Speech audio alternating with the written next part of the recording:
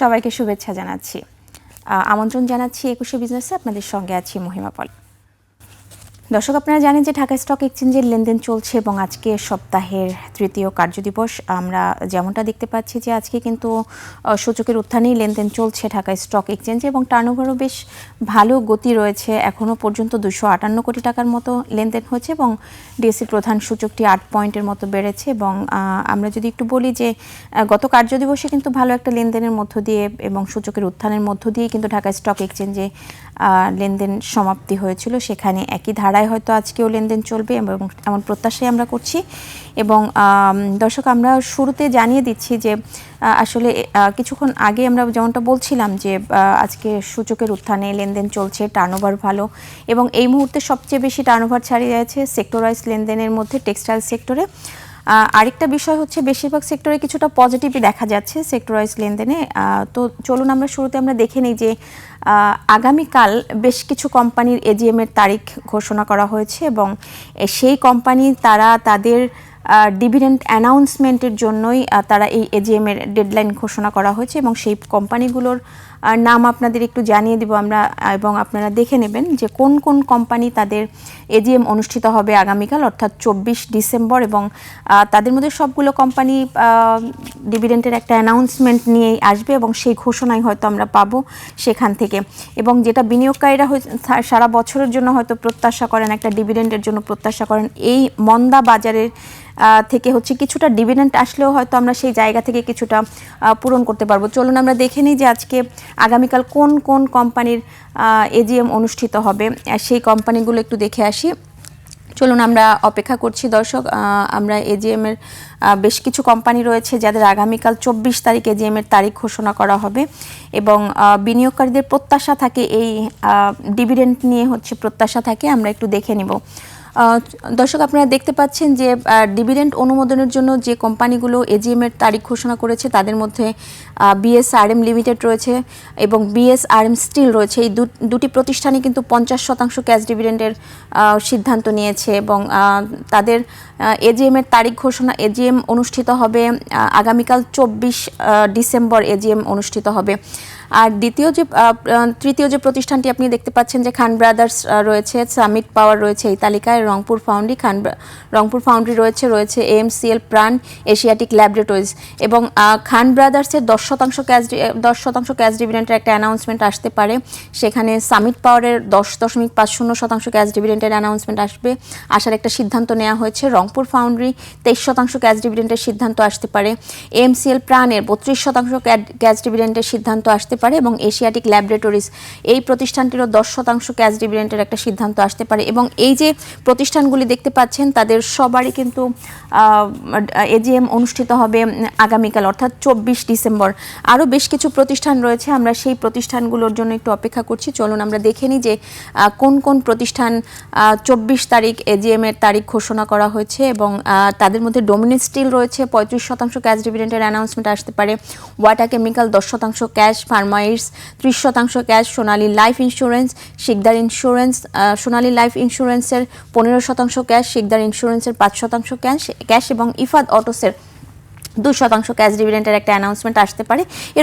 এরকম সিদ্ধান্তই হচ্ছে এখনো পর্যন্ত নেওয়া হয়েছে এবং এরই জন্য কিন্তু আগামীকাল 24 ডিসেম্বর এজিএম এর তারিখ ঘোষণা করা হয়েছে এবং আগামীকাল এই প্রতিষ্ঠানগুলোর এজিএম অনুষ্ঠিত হবে। এবং আরও বেশ কিছু প্রতিষ্ঠান আছে, চলুন আমরা সেই প্রতিষ্ঠানগুলো একটু দেখে নেই যে প্রতিষ্ঠানগুলো কত ডিভিডেন্টের কী পরিমাণ ডিভিডেন্ট অ্যানাউন্সমেন্ট আসতে পারে সেই প্রতিষ্ঠান থেকে, সেগুলো আমরা একটু দেখে নিই। যাদের মধ্যে আমরা দেখতে পাচ্ছি যে ডোমিনেন্ট স্টিল রয়েছে 35% ক্যাশ, ওয়াটা কেমিক্যাল 10% ক্যাশ, ফার্মাইটস 30% cash, Sonali life insurance 15% cash, Sikder insurance 5% cash এবং ইফাদ অটোস 2% ক্যাশ ডিভিডেন্টের অ্যানাউন্সমেন্ট আসতে পারে। এবং আপনারা দেখতে পাচ্ছেন যে এই প্রতিষ্ঠানগুলো কিন্তু আগামীকাল 24 ডিসেম্বর এজিএম অনুষ্ঠিত হবে এবং সেখান থেকে একটা ডিভিডেন্টের অ্যানাউন্সমেন্ট আসবে। এছাড়াও আরও দর্শক আপনারা দেখছিলেন, চলুন আমরা একটু দেখে নিই যে এই মুহূর্তে টপ ট্রেডের তালিকায়, টপ গেইনারের তালিকায় এবং টপ লুজার্সের তালিকায় কোন কোন প্রতিষ্ঠান রয়েছে তাদের অবস্থানটা একটু দেখে নিই। দর্শক, আমরা এই ঢাকা স্টক এক্সচেঞ্জে সূচকের অবস্থানটিও দেখে নিব। তার আগে আমরা কিছুক্ষণ আগেই যেমনটা আপনাদের বলছিলাম যে আজকে কিন্তু সূচকের উত্থানে কিন্তু ঢাকা স্টক এক্সচেঞ্জে লেনদেন চলছে এবং সেই ধারায় এখনও পর্যন্ত লেনদেন হচ্ছে এবং বেশিরভাগ প্রতিষ্ঠানের কিন্তু শেয়ারের দর বেড়েছে, লেনদেনের গতিও বেশ ভালো রয়েছে। চলুন আমরা একটু দেখে নিই যে এখনও পর্যন্ত 8 পয়েন্টের মতো বেড়েছে ডিএসসির প্রধান সূচক, 4883 পয়েন্টের সূচকের অবস্থান দেখতে পাচ্ছেন আপনারা। এবং যে কটি প্রতিষ্ঠানের মধ্যে লেনদেন হয়েছে এখনও পর্যন্ত তাদের অবস্থান একটু দেখে নিই যে কতটি প্রতিষ্ঠানের শেয়ারের দর বেড়েছে সেটিও আপনাদের একটু জানিয়ে দিই। আপনাদের যেমনটা বলছিলাম যে বেশিরভাগ প্রতিষ্ঠানেরই কিন্তু শেয়ারের দর বেড়েছে এবং আপনারা দেখতে পাচ্ছেন যে 164টি প্রতিষ্ঠানের শেয়ারের দর বেড়েছে, দর হারানোর সংখ্যা 133টি, সেখানে অপরিবর্তিত প্রতিষ্ঠানের সংখ্যা দেখা যাচ্ছে 91টি। এবং এখনও পর্যন্ত টার্নওভার কত কোটি টাকা ছাড়িয়েছে সেটাও যদি আপনাদের একটু দেখিয়ে দিই, চলুন আমরা দেখে নিই। টার্নওভার ছাড়িয়েছে 264 কোটি টাকার কিছুটা বেশি। এবং এই মুহূর্তে টপ ট্রেড, টপ গেইনার এবং টপ লুজার্সের তালিকায় কোন কোন প্রতিষ্ঠানের অবস্থান রয়েছে আমরা একটু দেখে নিব। চলুন আমরা টপ ট্রেডের তালিকা দেখে নিই এবং টপ ট্রেডের তালিকার জন্য আমরা অপেক্ষা করছি। আমরা দেখতে পাচ্ছি বাংলাদেশ শিপিং কর্পোরেশন, এই প্রতিষ্ঠানটি আজকে এখন এই মুহূর্তে টপ ট্রেডের তালিকায় প্রথম অবস্থানে রয়েছে এবং 111 টাকা 70 পয়সায় প্রতিটি শেয়ার হাতবদল হচ্ছে। লেনদেন করেছে 22,47,00,000 টাকার মতো। গত কার্যদিবসের থেকে 3 টাকা 70 পয়সা দর বেড়ে এই তালিকায় প্রথম অবস্থান রয়েছে। এবং সিমটেক্সের অবস্থান দেখতে পাচ্ছেন আপনারা, 16,20,00,000 টাকা লেনদেন করে এই তালিকায় দ্বিতীয় অবস্থান রয়েছে। 22 টাকা 90 পয়সায় হাতবদল হচ্ছে প্রতিটি শেয়ারের, দর বেড়েছে 1 টাকা 30 পয়সা। এবং সাইহাম কটন 20 টাকায় হাতবদল হচ্ছে, 11 কোটি 24 লাখ টাকার মতো লেনদেন করে এই তালিকায় তৃতীয় অবস্থান রয়েছে। যেখানে রহিম টেক্সটাইল রয়েছে এই তালিকায় চতুর্থ অবস্থানে, 241 টাকা 80 পয়সায় হাতবদল হচ্ছে, 10 কোটি 90 লাখ টাকার মতো লেনদেন করেছে। এবং এই প্রতিষ্ঠানটির প্রতিটি শেয়ারের দর বেড়েছে 11 টাকা, যেখানে শতাংশের দিক থেকে 4.77% আপনারা দেখতে পাচ্ছেন। এসপিসিএল এর অবস্থান রয়েছে পঞ্চম অবস্থানে এই তালিকায়, 46 টাকা 70 পয়সায় হাতবদল হচ্ছে প্রতিটি শেয়ার এবং 2 টাকা 80 পয়সা দর বেড়েছে, যেখানে শতাংশের দিক থেকে 6.38% দর বেড়েছে আপনারা দেখতে পাচ্ছেন। এবং 8 কোটি 29 লাখ টাকা লেনদেন করে এই তালিকায় পঞ্চম অবস্থান রয়েছে টপ ট্রেডের তালিকায়। চলুন আমরা টপ লুজার্সের তালিকাটা একটু দেখে নিই যে এই মুহূর্তে শতাংশের দিক থেকে প্রথম 5টি প্রতিষ্ঠানের অবস্থান একটু দেখে নেব। যে টপ গেইনার্সের তালিকায় অ্যাপেক্স ফুডস রয়েছে 242 টাকা 90 পয়সায় হাতবদল হচ্ছে এবং আপনারা দেখতে পাচ্ছেন যে দর বেড়েছে 8.73%।